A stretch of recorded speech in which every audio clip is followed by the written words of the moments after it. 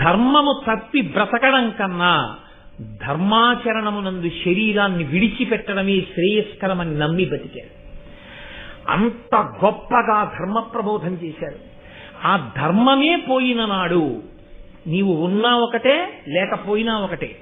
కాబట్టి ఆ ధర్మాన్ని 1కి 10 మార్లు లోకానికి బోధ చెయ్యాలి. ప్రతి వారికి ధర్మాన్ని అందించాలి.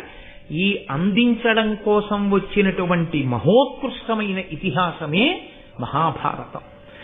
భారతము భరతవంశమునకు సంబంధించిన కథ అని ఒక ప్రతీతి. మీరు జాగ్రత్తగా ఆలోచిస్తే భా అంటే కాంతి, భా అంటే కాంతి అన్న అర్థమే మీరు వేరొక రకంగా చూస్తే జ్ఞానమే కాంతి.